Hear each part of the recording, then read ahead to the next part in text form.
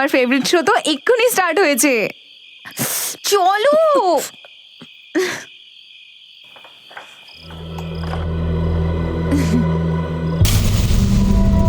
হেতাল, এসে গেছিস মা? তোর বাবা কখন থেকে তোর জন্য টেনশন করছে। হেতাল, তোর কিছু হয়েছে নাকি? আচ্ছা, তোকে এরকম দেখাচ্ছে কেন বলতো? না বাবা, আমি খুব ক্লান্ত, একটু রেস্ট নিয়ে নিলে আমি ঠিক হয়ে যাব।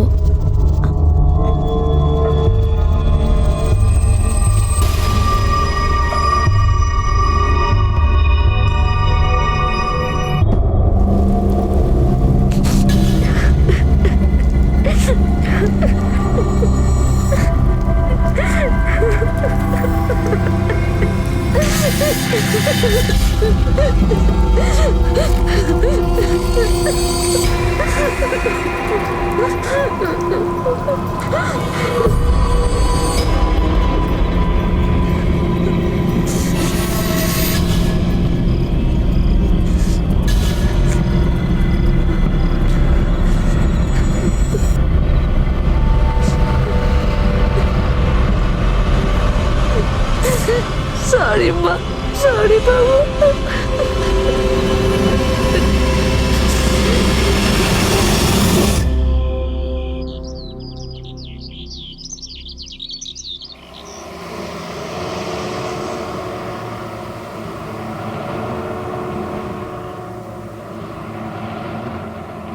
এই মেয়েটা না কতক্ষণ ঘুমোবে? হেতাল, হেতাল, হেতাল, হেতাল।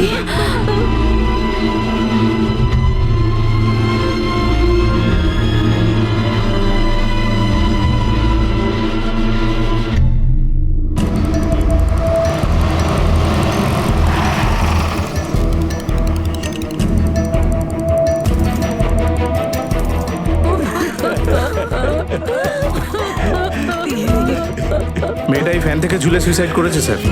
কোনো সুইসাইড নোট পাওয়া যায়নি। শুধু এইটুকু জানা গেছে যে কাল রাতে কোনো বান্ধবীর বাড়ি থেকে টিউশন পড়ে ফিরেছিল এবং একটু চিন্তায় ছিল। কোথা থেকে এই বান্ধবী? এটা কি বলছেন আপনি? হেতাল এখানে আসেনি, বরং কিঞ্জল ওর বাড়িতে গেছে ওর জন্মদিনের দিন। কিঞ্জল কোথায়? ওকে ডাকুন। অনেক রাত করে এসেছে, ঘুমিয়েছে। ডাকবো?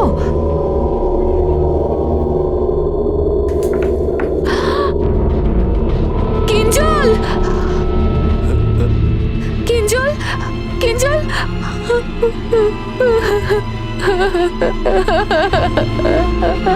কিঞ্জল,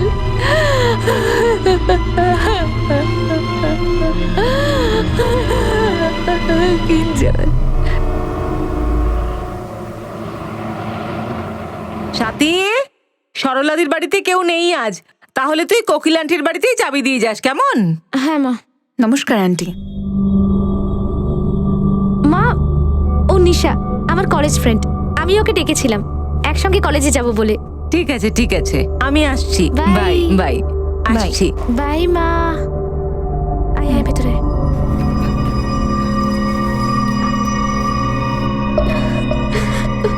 কিঞ্জল আর হেতাল দুজনেই, আমরা আর বাঁচবো না।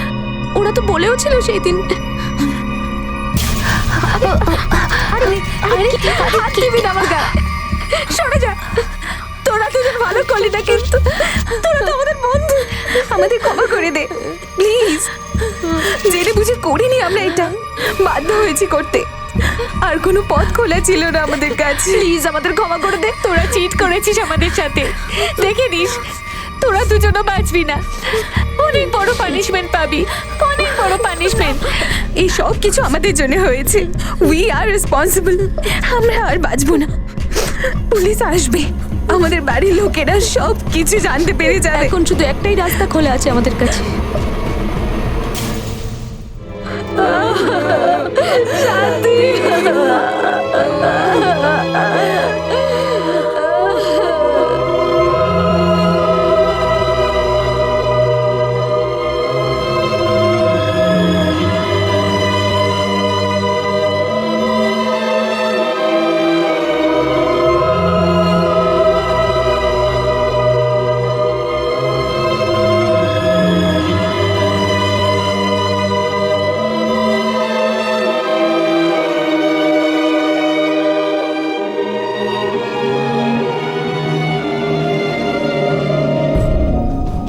আহমেদাবাদের ভিন্ন ভিন্ন এলাকায় 4টি মেয়ের আত্মহত্যার ঘটনা ঘটল, কিন্তু না কোনো সুইসাইড নোট পাওয়া গেল আর না কোনো স্পষ্ট কারণ দেখা যাচ্ছিল। পুলিশ তাদের বন্ধু, টিচার আর প্রত্যেকের সঙ্গে কথা বলেছিল যারা ওদের চিনত অথবা কোনো না কোনোভাবে ওদের সঙ্গে যুক্ত ছিল। আর এই জিজ্ঞাসাবাদ চলাকালীন তাদের হাতে একটা প্রমাণ এলো, যেটা হয়তো এতদিনের এই ব্লাইন্ড কেসটাকে একটা আলো দেখাতে পারে।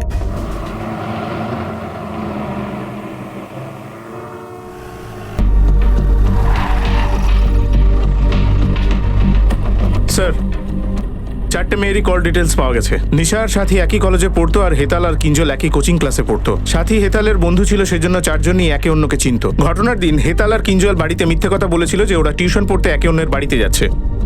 পড়তে যায়নি, তাহলে কোথায় গিয়েছিল? স্যার, ওদের কল রেকর্ডস থেকে এটা তো জানা যাচ্ছে যে ওরা কলেজের জন্যই বাড়ি থেকে বেরিয়েছিল, কিন্তু আসলে ওরা জয়পুরের জন্য ফ্লাইট ধরেছিল আর রাত 9:30টায় ওরা আহমেদাবাদ ফিরে আসে। আর নিশার সাথে? স্যার, ওরা দুজন এখানে আহমেদাবাদেই ছিল, কিন্তু দুজনেই ফ্রিকোয়েন্ট ট্রাভেলার। গত 6 মাসে প্রায় 15 থেকে 20 বার ওরা শহরের বাইরে গেছে। কখনো জয়পুর, দিল্লি, এমনকি কলকাতা পর্যন্ত ফ্লাইটে গেছে। কখনো একসাথে, কখনো আলাদা আলাদা। আরো কোনো ডিটেলস, ব্যাংক অ্যাকাউন্টস, অন্য কিছু? সমস্ত ক্লিয়ার স্যার, কোনো বড় ট্রানজাকশন নেই। সাথীর বন্ধুদের কথা অনুযায়ী ওর একটা বয়ফ্রেন্ড ছিল রাহুল, যার সাথে ওর ব্রেকআপ হয়ে গেছিল কয়েক মাস আগে, কিন্তু এর সাথে নিশা, হেতাল বা কিঞ্জলের কোনো কানেকশন পাওয়া যাচ্ছে না। আর হ্যাঁ স্যার, ঘটনার দিন থেকে রাহুলের ফোন বন্ধ আসছে, কিন্তু ওর অ্যাড্রেস পাওয়া গেছে। ছিল না রাহুলকে?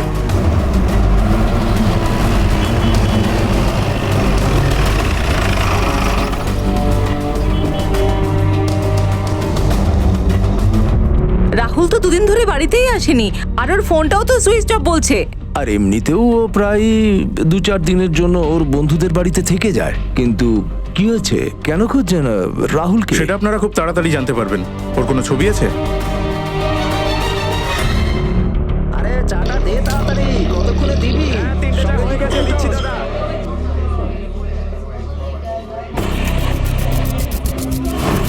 কেমন লাগলো আব্বাস দা? আরে ঘোচি, এটা তো বড় ধামাকা। এটা তো আমাদের দাদাবাবুর মেয়ে না? হ্যাঁ হ্যাঁ। কোথা থেকে পেলি রে?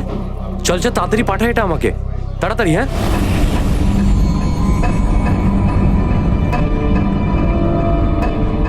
কি স্যার, পুরো ধামাকা তো?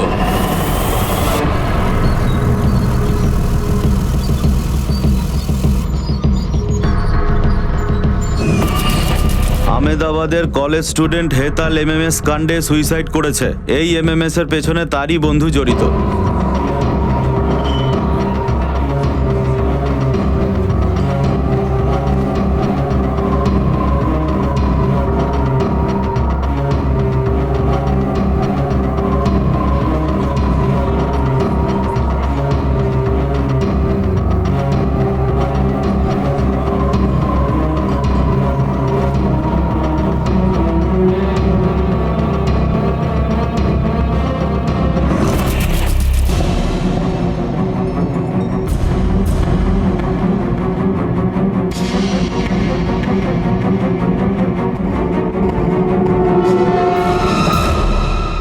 স্যার, এই মেয়েটার নাম ঋদ্ধি। আর স্যার, এ একজন নামকরা সোশ্যাল ওয়ার্কারের মেয়ে, কিন্তু ওই 4জন মেয়ের সঙ্গে এর কোনো কানেকশন দেখতে পাচ্ছি না। প্রশ্ন এটাই যে এই খবরের কাগজের কাছে এই ছবিটা আসলো কি করে? আর এদের এই হেডিং, প্রথম কিস, তার মানে তো এটাই দাঁড়ালো যে এদের কাছে আরো অন্যান্য মেয়েরও ছবি আছে, যেটা ওরা পরে ছাপতে চলেছে। আচ্ছা, ওই 4টে মেয়ের সুইসাইডের কারণও এরকম কোনো স্ক্যান্ডেল নয় তো? হতে পারে স্যার।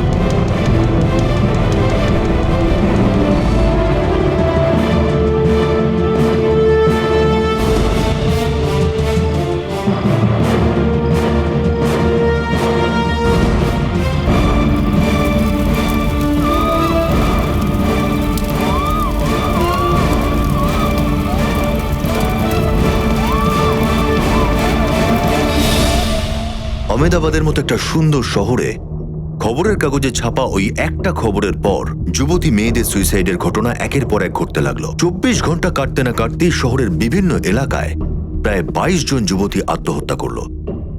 গোটা শহরে শোকের আবহ তৈরি হলো। যৌবন হলো আশা এবং শক্তির দ্বিতীয় নাম।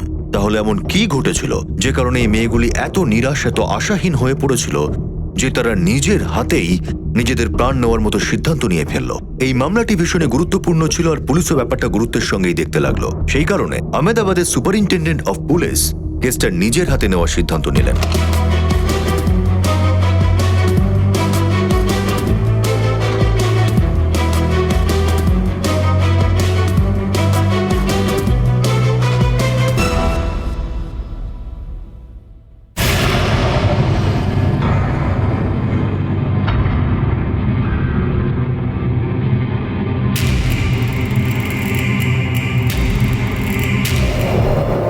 স্যার, ওই খবরটা ছাপার পরে আজ পর্যন্ত শহরের বিভিন্ন জায়গায় সব মিলিয়ে প্রায় 22 জন মেয়ে সুইসাইড করেছে।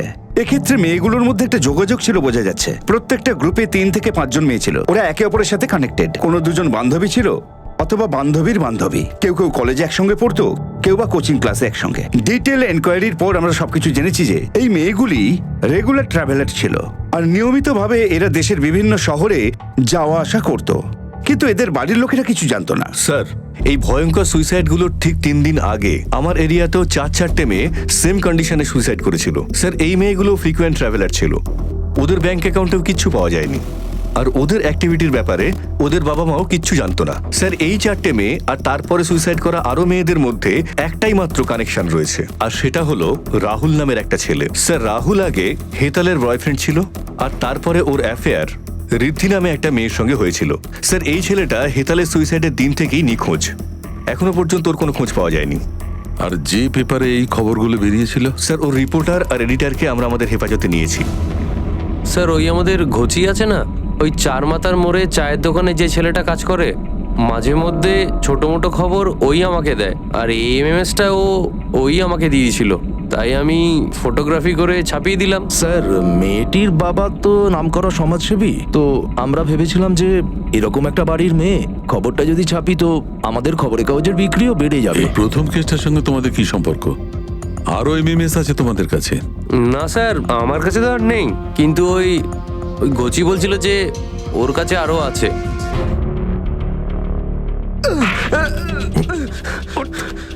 মিথ্যে কথা বলছিস? মিথ্যে কথা বলছিস? না সাহেব, আমি মিথ্যে কথা বলছি না। আমি সত্যি জানি না। ওই ভিডিওটা আমার বন্ধু আমায় ফরওয়ার্ড করেছিল। আমি ভেবেছিলাম খবরটা বেশ ভালো, তাই আমি আব্বাস তাকে ফরওয়ার্ড করে দিয়েছিলাম। আর আমার বন্ধুটা তো আমায় বলছিল যে ওর কাছে এমন অনেক ভিডিও আছে। কে তোর এই বন্ধু? কোথায় থাকে? বল। কোচির সেই বন্ধু পুলিশকে বলেছিল যে সে ওই এমএমএস তার কোন এক বন্ধুর কাছ থেকে পেয়েছিল, আর পুলিশ যখন তার সেই বন্ধুকে ধরলো তখন সেও এটাই বলল যে তাকে এই এমএমএস অন্য কোনো বন্ধু দিয়েছে। এইভাবেই যেন চলতে লাগলো, আর একটা চেন তৈরি হলো।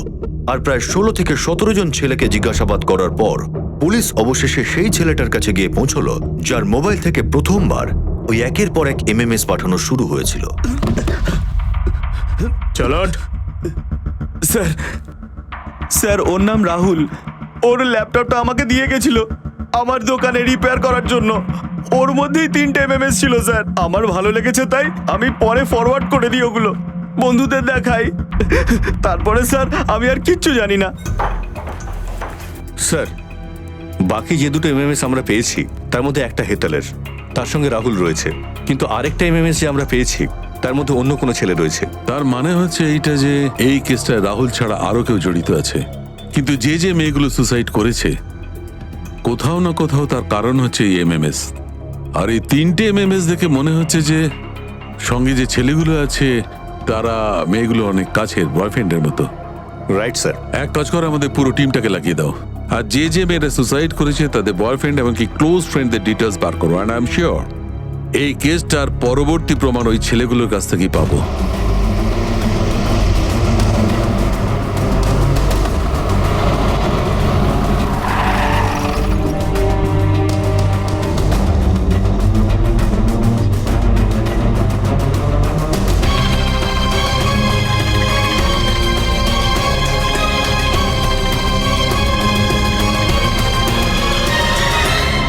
পুলিশের একটা বড় টিম সেই সব ছেলেদের সন্ধানে লেগে পড়লো যারা কোনো না কোনো ভাবে ওই মেয়েগুলির কাছের ছিল। বন্ধু, পরিবার, আত্মীয় স্বজন সবাইকে জিজ্ঞাসাবাদ করা হলো। কাজটা সহজ ছিল না, কিন্তু প্রয়োজন ছিল, কারণ পুলিশ এই একটা মাত্র রাস্তা দেখতে পাচ্ছিল যার মাধ্যমে তারা এগিয়ে যেতে পারে। আর তাদের এই ভাবনা সঠিক প্রমাণিত হলো। অনেকজনকে জিজ্ঞাসাবাদ করার পর যে সত্যটা পুলিশের সামনে এলো সেটা এই কেসের গুরুত্ব যেন আরো বাড়িয়ে দিল। পুলিশ এটা জানতে পারল যে যেই মেয়েরা সুইসাইড করেছিল তাদের কোনো না কোনো সময় বয়ফ্রেন্ড বা প্রেমিক অবশ্যই ছিল। তাদের সেই প্রেমিকরাই প্রতারণা করে নেশা করিয়ে তাদের সঙ্গে সম্পর্ক তৈরি করে, আর তাদেরই কোনো একজন সঙ্গী তাদের এই ঘৃণ্য আচরণকে ক্যামেরা বন্দি করে এমএমএস তৈরি করে। স্যার, যে মেয়েগুলো সুইসাইড করেছিল তাদের সকলের বয়ফ্রেন্ডই তাদের ড্রাগস দিয়ে এই এমএমএস বানিয়েছিল। স্যার, ইন্টারোগেট করার সময় আমরা এটা জানতে পারি যে একটা ছেলে অন্য কোনো ছেলেকে হায়ার করত। এমএমএস বানানোর পরে সে টাকা পেয়ে যেত, আরো দ্বিতীয় কোনো নতুন ছেলেকে হায়ার করত। আর স্যার, সব থেকে ইন্টারেস্টিং ব্যাপার এটাই যে এই চেনটা সবার প্রথম মক্কেল হচ্ছে রাহুল। ওই প্রথম ছেলেটাকে হায়ার করেছিল। তার মানে যতদিন না আমরা রাহুলকে হাতের কাছে পাচ্ছি এই কেসটা এগোনো যাবে না। Yes sir. স্যার, খবর পেলাম স্টেশনের পাশে ড্রেনে রাহুলের লাশ পাওয়া গেছে। হোয়াট? ইয়েস স্যার, ছুরি দিয়ে কুপিয়ে খুন করা হয়েছে স্যার। তল্লাশি চলাকালীন ওর পকেট থেকে পুলিশ একটা সিম কার্ড পেয়েছে স্যার, যেটা ওর নামে রেজিস্টার্ড আছে স্যার। কল রেকর্ডসে শুধুমাত্র একটা ল্যান্ডলাইন নাম্বার পাওয়া গেছে যেখান থেকে কল আসতো এবং যেত। এতদিন পর্যন্ত আমাদের ইনভেস্টিগেশন শুধুমাত্র একদিকেই ধাবিত হচ্ছিল, রাহুলের খুনের পেছনে দুটো পসিবিলিটি হতে পারে। এক, হয়তো ওকে ওরই কোনো শিকার করা মেয়ে, নয়তো আসল শিকারী ওকে মেরেছে। আর দ্বিতীয়, হয়তো এই এমএমএস এর ব্যাপারে রাহুল কোনোভাবে জড়িত নয়, অন্য কেউ, যে নিজে সবকিছু প্রকাশ হয়ে যাওয়ার ভয় রাহুলকে তার রাস্তা থেকে সরিয়ে দিয়েছে। ওই দ্বিতীয় সিম থেকে যে ল্যান্ডলাইনটা পাওয়া গেছে ওটা কার? জানা গেছে ওই ফোন নাম্বারটা হাইওয়ের কোনো পাবলিক বুথের। খুব ব্যস্ত জায়গা স্যার এটা। অন্যান্য দোকানের সাথে সাথে এখানে একটা বিখ্যাত কোচিং সেন্টারও আছে। ওখানে দেওয়ালে এই ফোনটা লাগানো আছে। অনেক ছেলে মেয়েদের দেখা করার জায়গা স্যার এটা। আরও একটা ইম্পর্টেন্ট ব্যাপার আছে স্যার, যেটাতে আমরা এতদিন গুরুত্ব দিইনি। হোয়াট? যতগুলো মেয়ে সুইসাইড করেছে তাদের কোনো না কোনো কানেকশন এই কোচিং সেন্টারের সঙ্গে ছিল। হয় ওরা এখানে পড়তো, বা আগে কখনো পড়তো, অথবা কারোর বান্ধবী বা বয়ফ্রেন্ড এখানে পড়তো। আর ওই ফোনটাও এই এরিয়াতেই লাগানো রয়েছে। মানে ওই পিসিও বুথ থেকে ফোন করার জন্য রাহুলের এই সেপারেট সিমটা ইউজ করা, মানে এটা পরিষ্কার হচ্ছে যে রাহুলের জন্যে এই সিমটা বিশেষ কিছু ছিল। আর যদি আমরা এটা মেনে নিই যে এই এমএমএস এর সঙ্গে জড়িত রাহুল নয় অন্য কেউ, তো এই পিসিও বুথের নাম্বারটা ও ওর অন্য গ্যাং মেম্বারদের সঙ্গে কন্ট্যাক্ট করার জন্য ব্যবহার করতো। আচ্ছা, তুমি একটা কাজ করো, তুমি তোমার একটা ছোট টিম বানাও আর ওই পিসিও বুথের আশপাশে নজর রাখো। আমরা রাহুলের এই দ্বিতীয় নাম্বার থেকে ওই পিসিও বুথে ফোন করব, আর যে ওই ফোনটা তুলে কথা বলবে সেই তোমাদের শিকার হবে। এমএমএস কেস্টার বস। স্যার, এখন এই এমএমএস এর কিংপিন আমাদের থেকে বেশি দূরে নয়।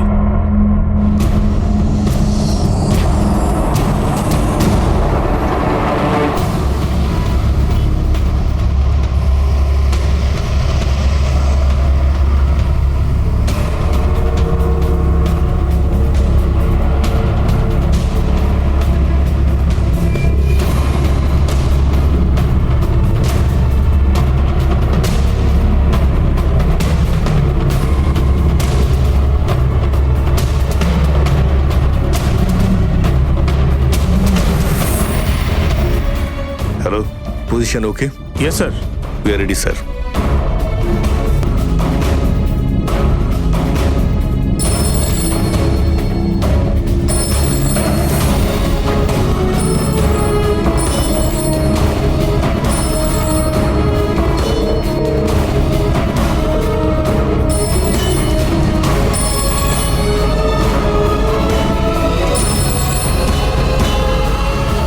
কোনো মুভমেন্ট আছে ওখানে? না স্যার, এখানে কেউ নেই, কোনো মুভমেন্ট নেই স্যার।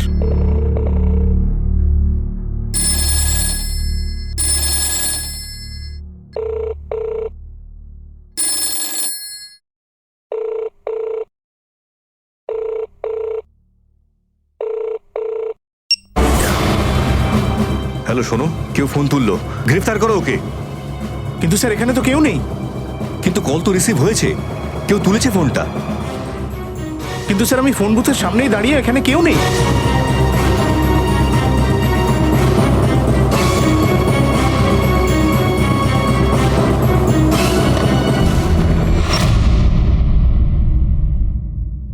আমি পরে কথা বলছি।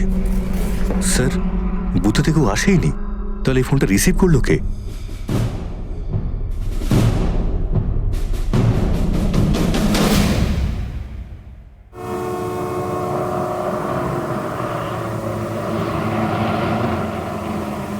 যেমনটা তোমরা বলেছিলে কি যে যে মেয়েগুলো সুসাইড করেছে ওই সমস্ত মেয়েগুলো কোনো না কোনো ভাবে ওই কোচিং ক্লাসের সঙ্গে যুক্ত ছিল।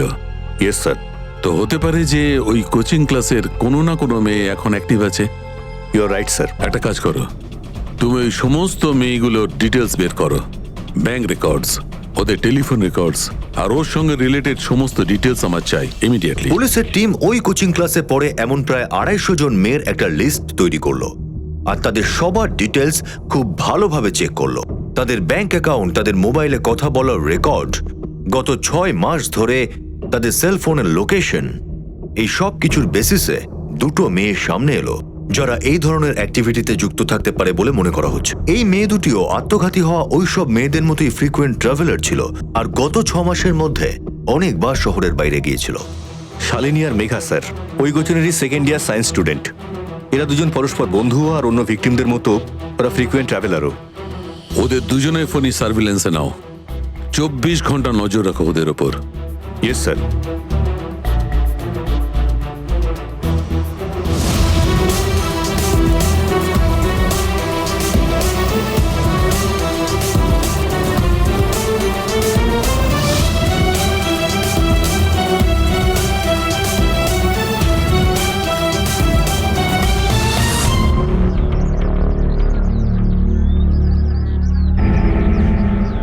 ওয়েলকাম ছোট্ট বন্ধুরা। কি নেবে? তোমার চকলেট শেক আর তোমার স্ট্রবেরি শেক আমি এক্ষুনি দিচ্ছি। না আঙ্কেল, এখন কিছু নয়। আমাদের এক ফ্রেন্ড আসবে, তারপর একসঙ্গে অর্ডার করব। ঠিক আছে, বসো বসো। চল বসি। হ্যাঁ চল।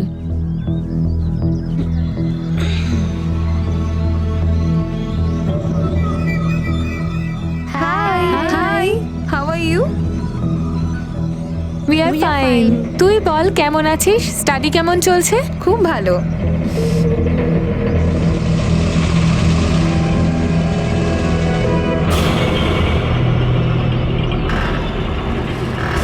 Hello, happy birthday Rishi. Thank you so much. Hi, happy birthday. Thank you. Hello. Happy birthday Rishi. একদম ঠিক সময় এসেছিস দিদি। তো ট্রিটের জন্য রেডি তো? ইয়া। ইয়াপ। ওকে, চলো তাহলে। ওকে ওকে, তোমরা বাইকে যাও, আমরা অটোতে আসছি। Okay, bye bye bye by.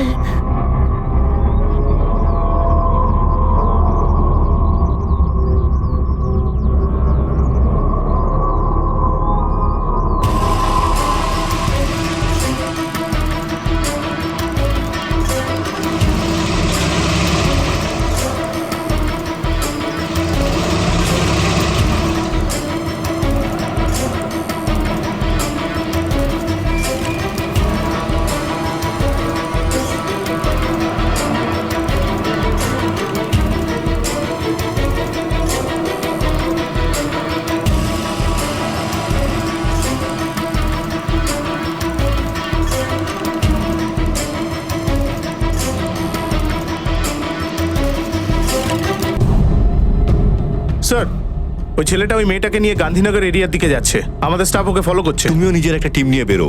হতে পারে এই ছেলেটার সূত্র ধরে আমরা এই পুরো গ্যাংটাকে ধরে ফেলতে পারবো। প্রত্যেক মুহূর্তের খবর চাই আমার। Right sir.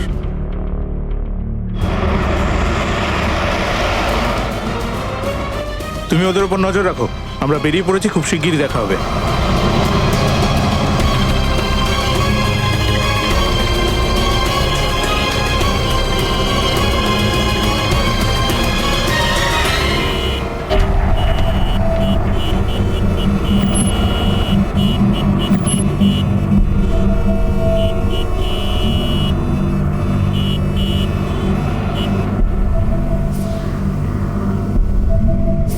আরো দুটো টিম তুমি রেডি করো। আমরা জানি না যে গ্যাংটা কত বড়। Yes sir. Hello, what? Oh no, এবার কি হলো? স্যার রাওয়ালের বাইক রাস্তাতেই খারাপ হয়ে গেছে, ওই ছেলেটাকে ফলো করছিল। আর একটা টিম? স্যার ও তো এখনো রাওয়াল পর্যন্ত পৌঁছতেই পারেনি। ড্যাম ইট, আমাদের হাতে সময় খুব কম। যদি আমরা ঠিক সময় পৌঁছতে না পারি তাহলে আর একটা প্রাণ শেষ হয়ে যাবে। ওই যে মেয়ে দুটো, শালিনী আর মেঘা, ওদের দুজনকে তোলো। আই এম শিওর যে ওই দুটো মেয়ে এই পুরো কেসটার ব্যাপারে কিছু না কিছু জানে। কুইক। Yes sir.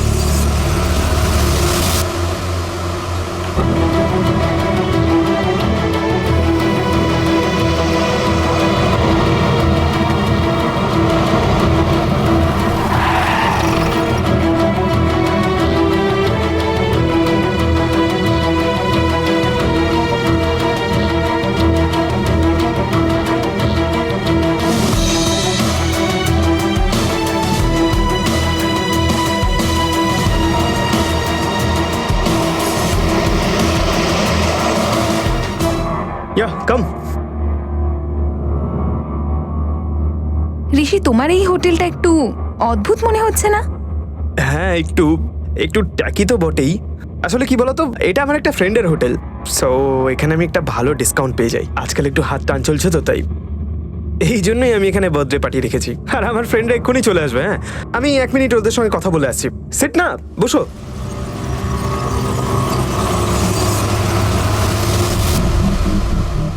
স্যার এ তো হিমানি, হেতালের ছোট বোন। সেই হেতাল যার সুইসাইডের খবর আমাদের কাছে সবার আগে এসেছিল।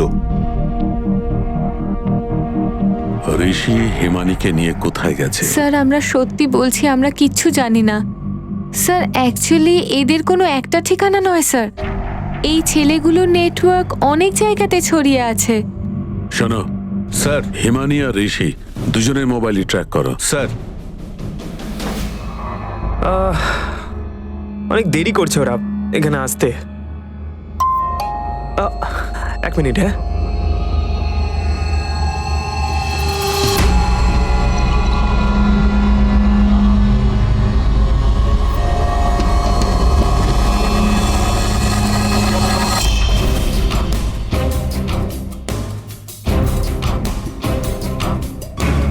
Yes sir, I am trying my level best. Sir, sir এই হলো ঋষি আর হিমানির লোকেশন। পাওয়া গেছে sir. Go and arrest them right now. Arrest him. Right sir, কলরের দিকে চলো তাড়াতাড়ি।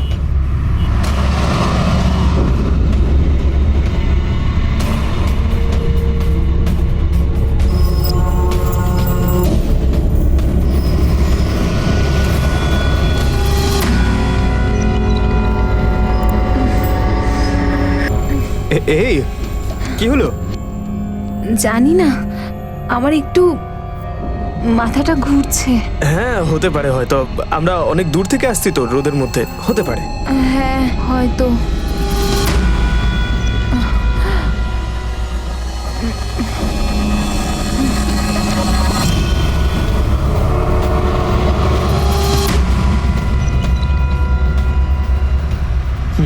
চলে আয়।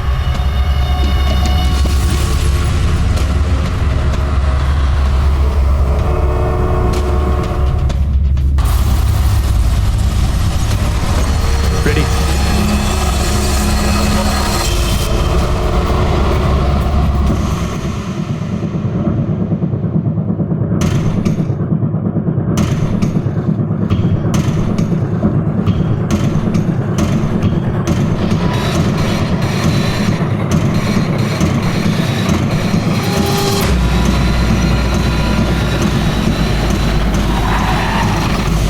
স্যার এই হলো সেই হোটেল, চলো।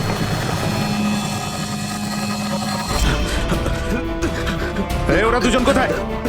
বল কোথায় ওরা দুজন? উপরে রুম নাম্বার 104 এ নিয়ে যাও ওকে।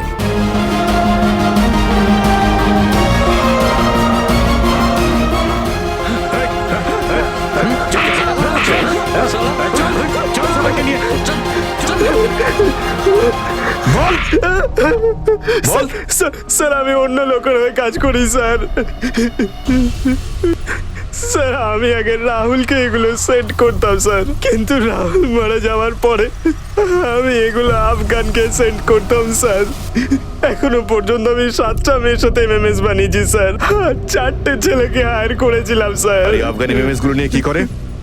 স্যার সেগুলো আমি জানি না, আর আমি কোনোদিন এগুলো জিজ্ঞাসা করিনি স্যার। আমি তো শুধু টাকার জন্য। সামান্য কটা টাকার জন্য তুই এতগুলো প্রাণ নিয়ে নিবি? জীবন শেষ করে দিবি ওদের? বল বল, এই আফগানকে কোথায় পাওয়া যাবে? ওকে বল, বল শিগগিরই। হাইওয়ে পাশে কোচিং সেন্টার আছে, তার পাশে ফুড জোনের মালিকও স্যার। ফোনটা তোল না ফোন। কি করছিস কি?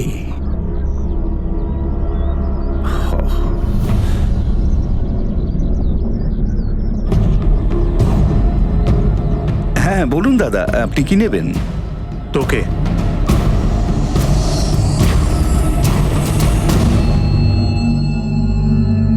আমি অনেক বড় লোক হতে চেয়েছিলাম, আর খুব তাড়াতাড়ি। আর এই জলখাবারের দোকান চালিয়ে কখনো সেটা হতো না। তাই সবসময় আমার মাথার মধ্যে বিভিন্ন চিন্তা ঘুরতো ওই বড় লোক হবার।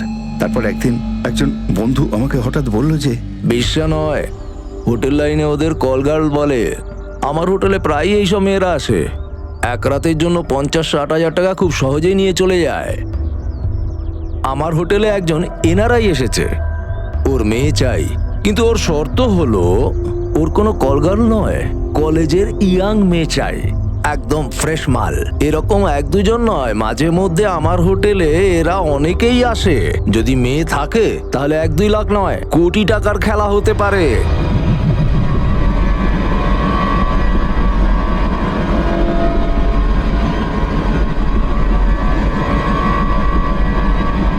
আমার ফুড জোনে অনেক ইয়াং ছেলে মেয়েরা যাতায়াত করত। রাহুলও ওদের মধ্যে একজন ছিল। খুব হ্যান্ডসাম ছেলে ছিল। প্রায়শই নতুন নতুন মেয়ে নিয়ে আসতো এখানে, ওদেরকে খাওয়াতো, গল্প করতো। কোনো টাকা ছিল না ওর কাছে, তাই এক্ষেত্রে ও ধারই করতো। তাই আমার মাথায় এলো যে রাহুলকেই পটিয়ে যদি ওরই কোনো গার্লফ্রেন্ডকে ওই হোটেলে পাঠানো যায়, ওই এনআরআই এর কাছে, একদিনে প্রায় 1 লাখ টাকা। আমি কথা বলেছিলাম ওর সঙ্গে। কি বাজে কথা বলছেন আপনি? মাথা খারাপ হয়ে গেছে নাকি আপনার?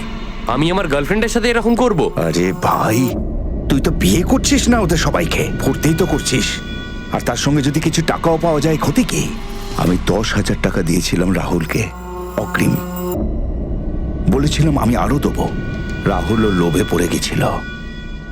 আমি রাহুলকে মেয়েটাকে নিয়ে হোটেলে যেতে বলি।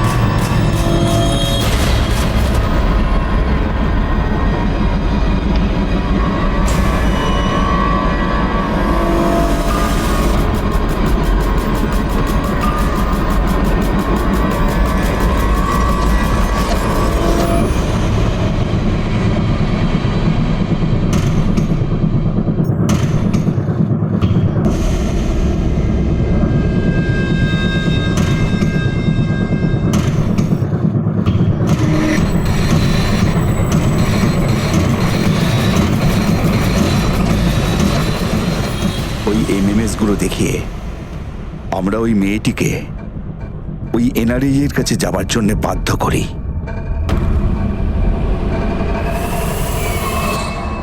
1 ঘন্টার মধ্যে মেয়েটা বেরিয়ে আসে, আর আমি 1 লাখ টাকা পেয়ে যাই।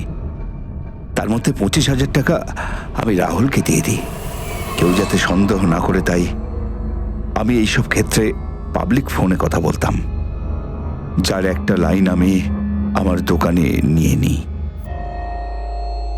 আমার আর রাহুলের দুজনের লোভ বাড়তে থাকলো। আমি ভেবেছিলাম একবারই হোক আর বারবারই হোক, তাতে সমস্যা কোথায়। তখন আমি রাহুলকে বললাম যে আরো ছেলেদের নিয়ে আসতে। সবকিছু ঠিকঠাকই চলছিল। তারপর হঠাৎই একদিন একটা এমএমএস লিক হয়ে গেল।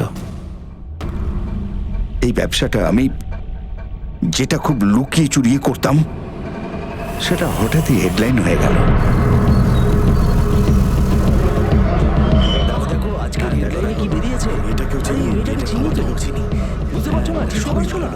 আমার মনে হলো যে রাহুলই এমন একটা মাধ্যম যার দ্বারা পুলিশ আমার কাছে পর্যন্ত পৌঁছে যাবে। তো আমি রাহুলকে এই রাস্তা থেকে সরিয়ে দিলাম। তোমার কি কোনো রকম ধারণা আছে তোমার এই টাকার লালসার জন্য কত যুবক যুবতীর জীবন নষ্ট হয়েছে?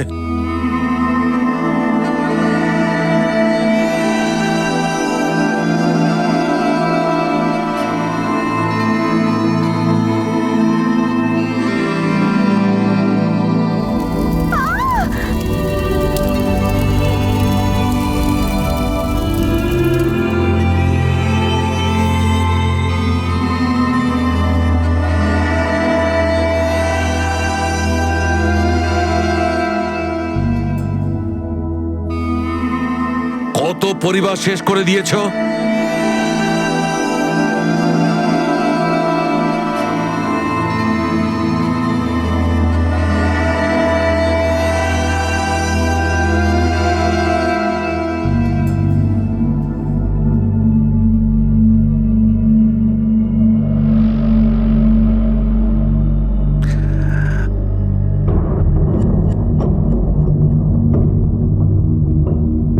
এই অপরাধের রহস্য সমাধানের পরেও সমাজ এবং প্রশাসন দুতরফকেই লজ্জিত হতে হয়েছিল। প্রশাসনকে এই কারণে যে এত বড় একটা গ্যাং, এত বড় একটা র্যাকেট ঠিক তাদের দোরগোড়ায় চলছিল, আর এত কিছু সত্ত্বেও তারা এই ব্যাপারে কিচ্ছু জানতে পারেনি। আর সমাজের এই কারণে যে ভাইফোঁটা, রাখি বন্ধনের মতো অনুষ্ঠান পালন করা আমাদের সমাজ এমন সব ভাই, এমন ছেলে, এমন পুরুষদের জন্ম দিয়ে চলেছে যারা নিজেদের বোনকে রক্ষা করার শপথ নিয়ে থাকে কিন্তু অন্যের বোনের ক্ষেত্রে বিপদ হয়ে দাঁড়ায়। এখন সময় এসে গেছে যে আমরা আমাদের মেয়েদের আত্মরক্ষার পাঠ শেখাই আর ছেলেদের শিক্ষা দিই যে তারা যেন সমাজের অন্য মেয়েদের সঙ্গেও তেমনই ব্যবহার করে, তাদের সঙ্গে তেমনই আচরণ করে যেমন তারা নিজেদের বোনের সঙ্গে করে। আমরা আশা করি যে এমন কাহিনী যেন আর দ্বিতীয়বার আমরা দেখতে না পাই। এই কথা বলেই আমি অনুপ সোনি আপনাদের কাছ থেকে বিদায় নিচ্ছি। আবার দেখা হবে পরবর্তী এপিসোডে আরো একটা চমকে দেওয়ার মতো ঘটনা নিয়ে। ততক্ষণ নিজের এবং নিজের পরিবারের খেয়াল রাখুন আর দেখতে থাকুন ক্রাইম পেট্রোল ডায়াল 100। শিক্ষা একজনের, জ্ঞান আমাদের সবার।